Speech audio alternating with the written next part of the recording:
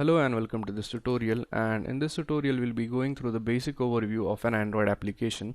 So in the previous tutorials we have successfully created this application right in front of us, and we were successful in launching this app onto the emulator.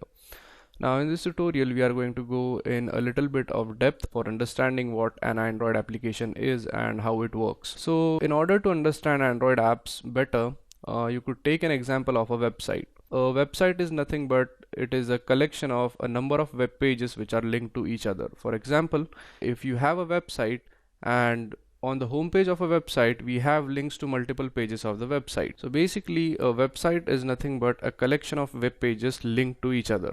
Now in the case of Android application, instead of web pages we have these things which are called as activity. And an activity is nothing but the screen which is appearing in front of us right now is called as a single activity. Now if there is a button on this application, so if we click that button and we go onto a new page, that page is called as a new activity. So an activity in an Android app is similar to a web page of a website. So in an Android application we could have as many number of activities as we want, and an activity is nothing but the screen which appears in front of us. So that was a basic explanation of what Android activities are and how they can be used. Now the next thing which we need to study is that the activity consists of two parts. The first part of an activity is nothing but the design which appears in front of us.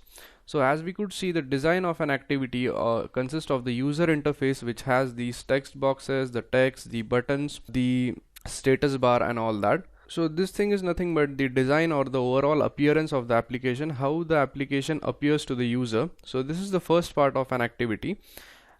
And the next part of an activity is called as the brains of the activity or the logic of the activity. So the logic of the activity or the brains of activity are nothing but the code which is used to compile the data which we have on this activity. Now in order to find the brain of this activity right here, you just simply click on app, click on Java, and you could have this file right here which is called as the main activity.java file. Now if you click on it, you'll get an idea of what the actual brains of the activity looks like. So this is basically the logic which stands behind the activity.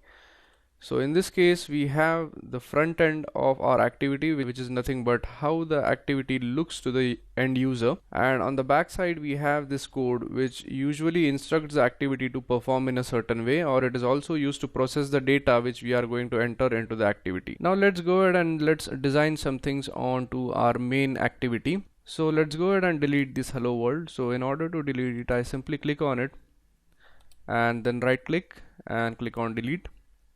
So as you could see, our activity turns blank. And now let's say if you want to add something to it, let's say we want to add a text area to it, you could go ahead right here and select this plain text view, which allows you to enter some text onto the screen or the activity. Now it is also going to show you some grid lines which are used to align your text properly. So let's say if you want to place this text area or the plain text view in the middle of the screen, you could go right here and just click on it so that you are sure that it is in the middle of the screen. So now just leave it and you'll have your text area right over here. Now as you could see, it is displaying the text to be new text. Now let's say you want to change the text of this text area or the plain text view right here. Then in order to do so, you simply click on it, or instead of clicking right here, you could go to the component tree which is shown right here. And in the component tree you could select your text view, which is nothing but this, and you simply click on it, and as you could see there are certain number of properties of the text view listed over here. Now we could go here and we could change the content of the text view. So as you could see, this property which is named as text could be changed. So if you want to change the text of this field, you simply click on this area, and instead of this you could type my application. So now when we click on this, we'll get the text as my application. Now in order to add this my application, it can be done in two ways. So for example, if you want to edit the interface of your Android application or the activity, you could do it in two ways. So the first way is just dragging this widgets right over here and then adding it onto the screen. So this is the first way, and the next way in which you could do it is by editing into the XML. So this is the design view and this is the text view right here. So for example, if you wanted to add this text view here, so we could type in this code, but it is a bit difficult to write this line of code here. So this is one more way of adding the content to your screen. So we'll prefer this method, that is because it is easy in order to drag and drop the widgets instead of just writing the code for it, and we are also going to study how you could type in the code in order to add widgets to your screen. Now this code right here, which is used in order to add some content to your screen, is called as the XML, and if you have a basic idea of HTML, then XML is easier for you to understand. So if you know the basic HTML tags, it would be easy for you to grasp the concepts of the XML. So basically these tags right here, for example, this text view tag is an XML tag which is used to define a text view. So if we want to add text view, we add this text view tag, and in the text view tag we define the properties of the tag. So for example, this thing right here is used in order to define the width of the layout, and there are other certain properties which are specified in order to define our text view. So let's say we want to change the background of this activity by using XML. So in order to change it, we simply go on to this XML file with us.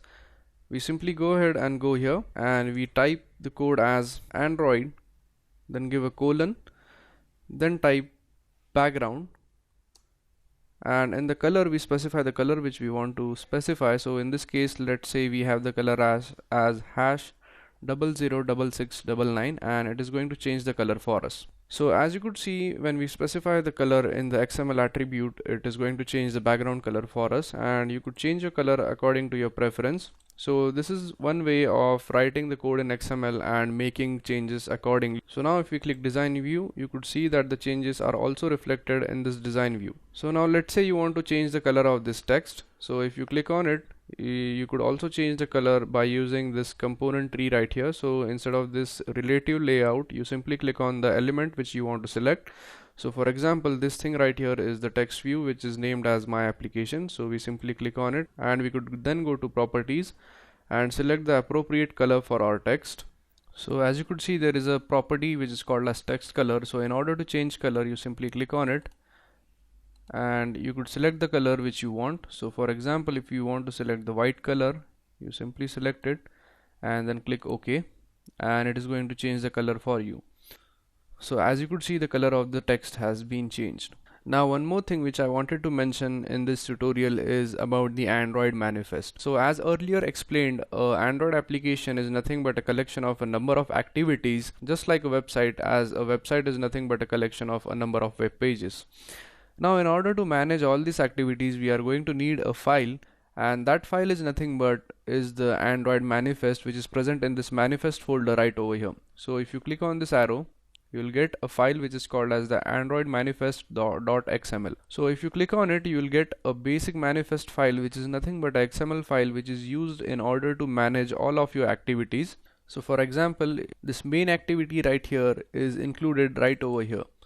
So basically it includes all the activities which we have in our Android application, and the Android manifest will manage all the activities for us. So the main purpose of the Android manifest is to manage the activities or the Android activities and place them in a proper order. So for example, as you could see the line right here which stands for android.intent.category.launcher. So this thing right here specifies that on launching the Android application, we should have the main activity. So in this manner, if we go on adding activities to our Android application, we need to make relative changes to the Android manifest.xml. So Android manifest.xml is basically used to manage activity. So that's it for this tutorial, and I'll see you guys in the next tutorial. Thank you.